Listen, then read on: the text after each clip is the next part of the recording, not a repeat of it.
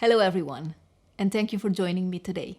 In this video, I want to talk about my TBR, the TBR I selected for the Black History Month, which is happening next month in February.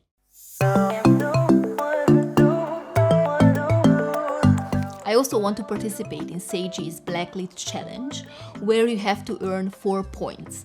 So you earn 4 points by reading 4 books from 4 different countries. But you can also earn extra points by reading a play, poetry, a classic book, a non-fiction book, a book written by an LGBTQ plus author, a book written by a disabled author, or a book not originally written in English. So, because of the limited resources I have at the moment, I want to read physical books. I can't go to the library. I can't really buy books. It's too late to order, I don't feel like they're going to be here in time. And I don't want to spend time buying more books when I have so many books on my physical shelves. So I pulled everything I have on my shelves and I tried to create as diverse a TBR as I possibly can. And I'm gonna first, I think maybe this is the one I should start at the very beginning of the month because it is so big. Okay, actually it's not that big, 600 pages, but it just feels like so big. I think it's because the font is huge. But this is Nelson Mandela's A Long Walk to Freedom. So it is his autobiography. So this is, yeah, I think this is gonna earn me 2 points. 2 points, the country point, and it's also gonna earn me the other point because it's non-fiction. So I had this book on my TBR and on my shelves for so many years. So I think maybe this month is the perfect month to pick this up. Then I tried to and from there on, I have one more book, which is, I feel like it's diverse when it comes to country, because other than this one, this next one, all of the other ones are either from the US or from the UK. So there's not much I can do here, but they still count as 2 countries. So with the Nelson Mandela one and the one I'm showing you now, there's gonna be 4 countries. So yeah, this is it. This is what it's gonna be. But let's start with the first one. So I also picked this up quite a long time ago, and it is The Fisherman by Chigozie Obioma. And I've seen this one quite a lot on BookTube when it came out. I think, let me check, when did it come out? 2015, so it's been some years, but it was also shortlisted for the Man Booker in 15. And it has such an interesting premise. So it is set in a small town in Nigeria, and it is mainly about 4 young brothers who one day go fishing in a river, which is something their father has forbidden them to do. And there they encounter this local madman, supposedly, it says here in the back. And this madman predicts that one of the oldest brother will be killed by another. And then the story goes from there. And I only heard good things about this. So I also predicted this one to be one of my 5-star reads in a very, very old video. And I haven't gotten to it ever since. So I think this is also the perfect time for me to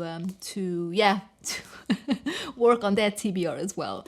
And this is written by a Nigerian author. So I guess this counts as 1 point as well. And then I have My Sister, the Serial Killer by Oyinkan Braithwaithe. And this is, I feel like I'm the last person on earth to read this because, yeah, everyone has read this book already when it came out. And it was also on a Women's Prize for Fiction short long list a few years ago. But this is written by a Nigerian British author. So I'm going to count this as British, so as a 3rd country. And it is about 2 sisters, one of whom obviously is a serial killer. And what happens when you have to clean up after your sister's messes, I guess. And yeah, I guess this is kind of a mystery. I would say thriller, crime. I don't know, but I think it's more a literary novel than a genre fiction one. I don't know, correct me if I'm wrong. But a lot of people were surprised and were, I think, felt that it wasn't really what they thought it's going to be. So I'm going to try to go into this very open-minded.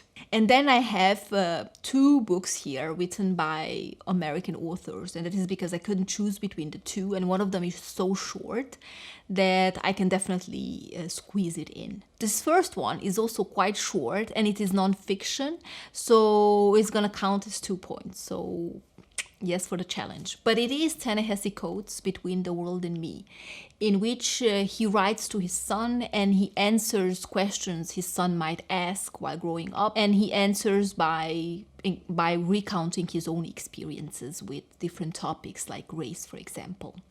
So this is such a highly acclaimed one, and I bought it last year, so I'm happy that I'm gonna get to it and not wait so many years as I normally do when I buy books. I'm just so bad at reading my own ones. And then the last one is one I have out from the library. I could snatch it before it closed, so I think I have some time to read it, because I don't believe our libraries, or anything for that matter, will open before the end of March, which is quite sad, but more time to read. Anyway, it is Sag Harbor by Colson Whitehead. So I have another book of his on my TBR, and I also want to read The Nickel Boys by him. But when I saw this at the library, I've never heard of this book, and I just decided to pick it up. It is a coming-of-age story in which we follow a young Benji, a boy I believe, who lives kind of in 2 worlds. He studies at this very preppy school in Manhattan, where he finds himself in the elite milieu of Manhattan people, like, I believe. And then he goes for the summer to Sag Harbor, which is a completely different environment with completely different people. So I guess he kind of has to maneuver and find himself and find his way between these 2 worlds. So I believe this is middle grade. It sounds middle grade. So yeah, I'm excited to get to it, especially because all of Colson Whitehead's books are so highly acclaimed. So yeah, this is my primary TBR. But then let me just quickly run through the other titles I have here, and I'll show you. It's quite a stack. I don't think I will get to this, but yeah, I just want to have more options on the go. So the first one I have is I Know Why the Caged Bird Sings by Maya Angelou. And then I have Queenie by Candace Carty-Williams. Beloved by Toni Morrison. I have Red at the Bone by Jacqueline Woodson. Speaking of, Colson Whitehead's Underground Railroad. I've had these for so many years. I should get to this one as well. Too many books, too little time. We know all how that feels. I have Natives by Akala. I have When They Call You a Terrorist, the Black Lives Matter memoir by Patrice Can-Cullors and Asha Vandele. And then I have White Teeth by Zadie Smith. I can't believe I haven't read a Zadie Smith yet. I have Girl, Woman, Other by Bernardine Evaristo. White Rage by Carol Anderson. And the last one I have is The Vanishing Half by Brit Bennett. In 2021, I don't want to focus a lot on authors from the UK or the US. Since I have them on my TBR, maybe I should focus on these ones, and then whatever else I pick up, I should focus on picking other countries up. But I did my best in making this as diverse as possible.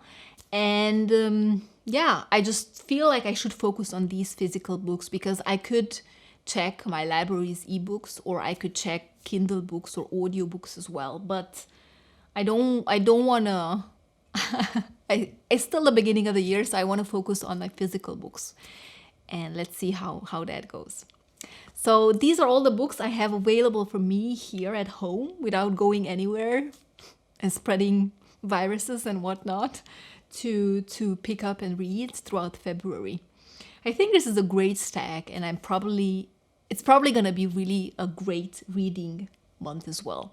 Heavier topics though, I believe, than the classics I'm reading now, but nonetheless, I feel like there's some really good ones here. If I pick up, for example, Queenie, I know that this is quite quite humorous and lighthearted, even though it has some heavy topics in it as well.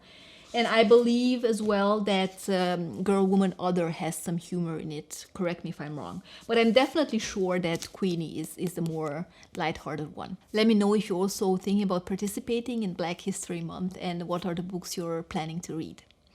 This is where I leave you today. Thank you very much for watching, and I will see you next time. Goodbye.